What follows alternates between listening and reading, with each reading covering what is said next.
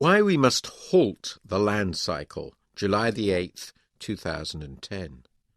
Those who do not learn from history are condemned to repeat it. This applies not least to the immense financial and economic crisis into which the world has fallen. So what lay behind it? The short answer is the credit-fueled property cycle. The people of the US, UK, Spain and Ireland became feverish speculators in land. Today, the toxic waste poisons the entire world economy. Back in 1984, I bought my London house.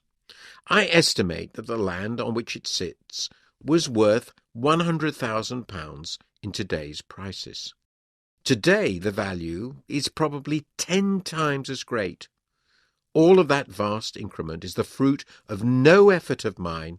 It is the reward of owning a specific location that the efforts of others have made valuable, reinforced by a restrictive planning regime and generous tax treatment. Property taxes are low and capital gains tax-free. So I'm a land speculator, a mini-aristocrat in a land where private appropriation of the fruits of others' efforts has long been a prime route to wealth. This appropriation of the rise in the value of land is not just unfair. What have I done to deserve this increase in my wealth? It has obviously dire consequences. First, it makes it necessary for the state to fund itself by taxing effort, ingenuity and foresight. Taxation of labour and capital must lower their supply. Taxation of resources will not have the same result because supply is given. Such taxes merely reduce the unearned rewards to owners. Second, this system creates calamitous political incentives. In a world in which people have borrowed heavily to own a location, they are desperate to enjoy land price rises and still more to prevent land price falls. Thus we see a bizarre spectacle. Newspapers hail upward moves in the price of a place to live, the most basic of all amenities. The beneficiaries are more than land speculators. They are also enthusiastic supporters of all efforts to rig the market in their favour. Particularly in the UK, they welcome the creation of artificial scarcity of land via a ludicrously restrictive regime of planning controls. And this is also the most important way in which wealth is transferred from the unpropertied young to the propertied old. In his new book, David Willetts, the Universities Minister, emphasises the unfairness of the distribution of wealth across generations. The rigged land market is the biggest single cause of this calamity. Third, and most important, the opportunity for speculation in the value of land both fuels and is fueled by the credit cycle, which has yet again destabilized the economy. In a superb new Jeremiad, the journalist Fred Harrison argues that this cycle, with a duration of 18 years, was predictable and by him at least predicted. In essence, he notes, buyers rent property from bankers in return for a gamble on the upside. A host of agents gains fees from arranging, packaging, and distributing the fruits of such highly speculative transactions. In the long upswing, the most recent one lasted 11 years in the UK, they all become rich together as credit and debt explode upwards.